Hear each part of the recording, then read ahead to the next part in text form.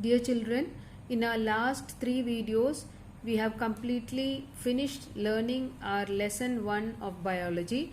Now today let us go through the textbook and see what is given. So this is your this is your basic science part 1 textbook, and the first chapter is biology, and this is life's mysteries in little chamber. And in this first page you can see the first page itself shows a picture of a biology classroom where the teacher has a microscope and students are observing some material through the microscope. Now in the second page you have the picture of a microscope, and this is an activity for you. Once you get the textbook you can complete this. That is, you have to label the parts. So this is the mirror, the condenser, the stage, the objective lens, the knobs and the eyepiece. So you should know this and you have to label it. It's an activity for you. And here you have the two types of objective lens. One is of 10x and the 45x, which shows the magnification power. Now all the questions and answers related to this part regarding the microscope I have already given. I hope you all have started studying that. Then here you have the picture showing the preparation of the observation material that for a microscope. You have to learn all the steps in the sequential order. For exam you may get the question how to prepare the observation material. You have to write in the form of a flow chart, so learn it properly. Then milestones in the history of cell biology. Here you have the picture of Robert Hooke, who first observed the cell, and this is how he observed a Koch cell. And here is the picture of Gandhiji observing the pathogen through a microscope.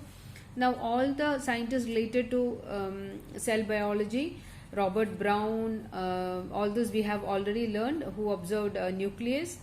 Then M.J. Schleiden, who said plant body is made up of cell. Theodor Schwann, animal body is made up of cell. Rudolf Virchow, who put forward the cell theory for the first time, and it was later modified by two other scientists, that is M.J. Schleiden and Theodor Schwann. So then the two concepts of cell theory we have learned, the functions of cell. Then this, I want you all to draw this figure in your biology notebook, that is the plant cell, and label the parts. So for exam you may get this figure and you will be asked to label the parts. So learn it properly, draw and learn. Then here we have the cell organelles. As you know, cell organelles are the parts that are seen inside the cell which have specific function. This is the mitochondrion, which is known as the powerhouse of the cell, and because it stores energy. Then we have learned about the produces and stores energy. Then we have learned about the endoplasmic reticulum, which helps in the conduction of materials, and it is also known as the cytoskeleton of the cell. Then we have the ribosome, and ribosomes are the sites for protein synthesis. Protein synthesis takes place inside the ribosome. Then here we have the vacuoles and the Golgi complex. The functions of each also we have learned. Now in this page you can see the picture of a plant cell is given and few organelles are marked. So you are asked to identify these cell organelles and write their functions. This activity also you can do it once you get your textbook. Then here you can see the picture of a microscope which was used in earlier times, and this is the picture of an electron microscope. And we have already finished learning the differences between a compound microscope and an electron microscope, which I have given you in your notes also. Then this is the nucleus, and these are the parts of a nucleus. So you can fill this table which shows the parts of the nucleus and the peculiarity. So all this we have already discussed. Then there are two types of cells, prokaryotic cell and eukaryotic cell. So prokaryotic cells are cells that do not have nucleus, like in the case of bacteria, cyanobacteria, mycoplasma, etc. So these are examples of prokaryote. Eukaryotes are animal plant cells.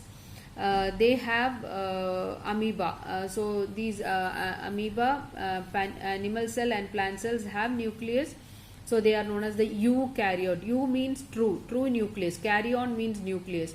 So true nucleus is present in these organisms, whereas primitive cells do not have nucleus. So these are the two types of cells. Now in this picture, the boy is having a doubt why the fruits and fruits have different color when it ripens. So the explanation is given here. In plants there are certain cell organelles which can be seen only in plants. They are known as the plastids.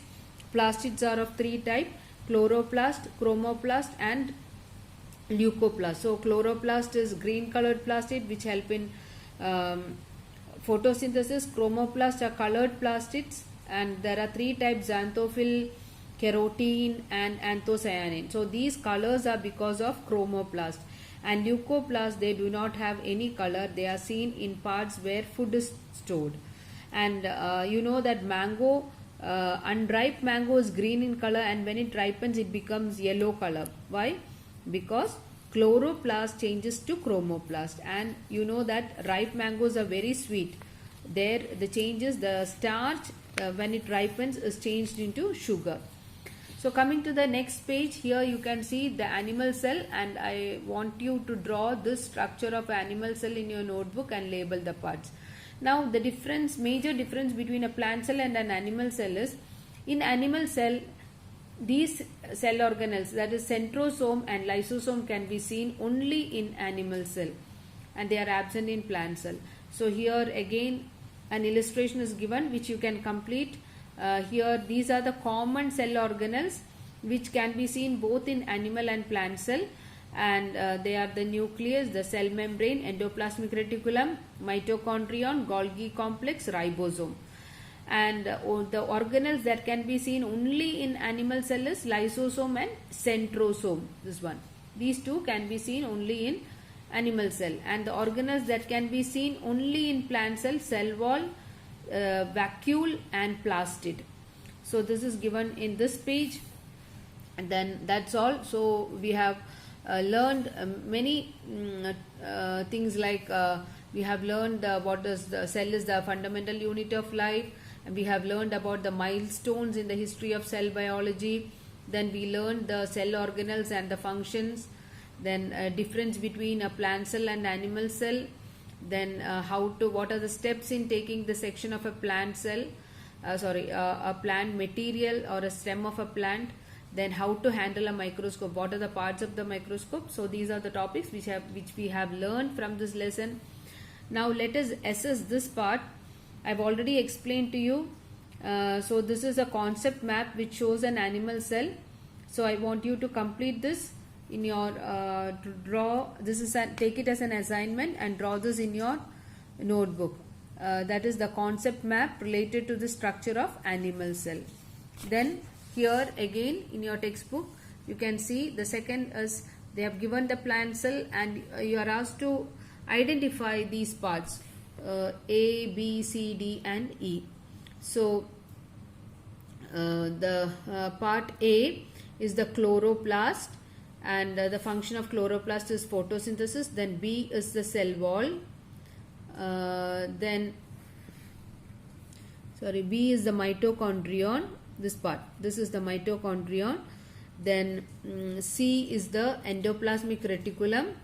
Then D is the vacuole. This is D. D is the vacuole, and E is the nucleus. So these are the parts which are labeled.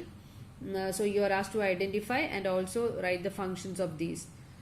So in which part of the cell are genes found? So genes can be found inside the nucleus.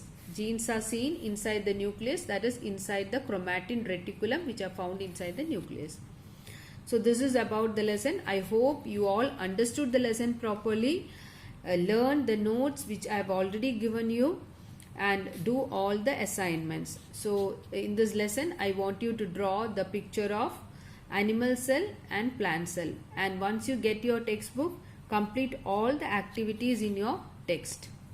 Okay, so next class we will learn the new lesson 2. So till then, bye, take care.